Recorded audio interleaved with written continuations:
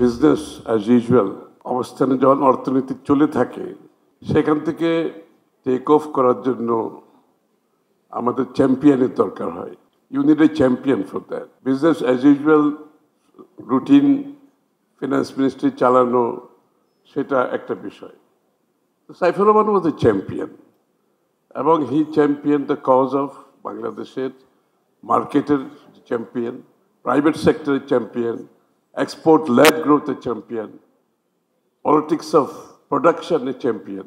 এগুলো political philosophy, যে জিয়া রহমান সাহেবের যে পলিটিক্যাল ফিলোসফি বাংলাদেশটাকে একটা মার্কেট, একদলীয় কমান্ড ইকোনমি থেকে এটাকে ফ্রি মার্কেট ইকোনমিতে নিয়ে আসা, এই কনসেপ্ট এবং বাংলাদেশের সকল মানুষের স্বার্থ সংরক্ষণ।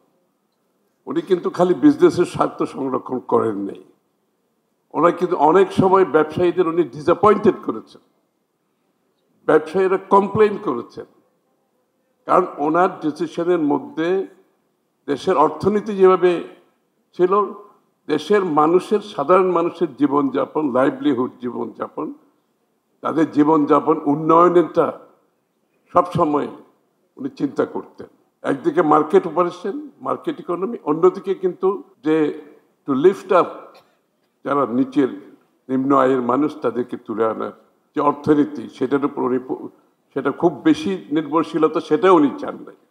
তারপর রিসোর্স মোবিলাইজেশনের ক্ষেত্রে ওনার যে ড্রাইভ, এবং আমার মনে হয় আপনার যদি ওই ইয়েগুলো কার্ভগুলো দেখেন তখন দেখবেন যে রিসোর্স মোবিলাইজেশন কীভাবে বাংলাদেশে হয়েছে।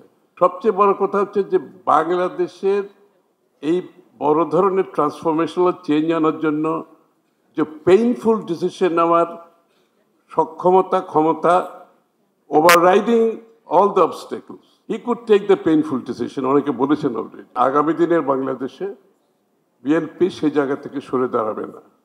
We will carry the mental of Saifur Rahman. আগামী দিনের ইকোনমিক যে রিফর্মস হবে সেটা, সে ফুটপ্রিন্ট উনি যেটা রেখে গেছেন, উইল ক্যারি দ্যাট মেন্টাল।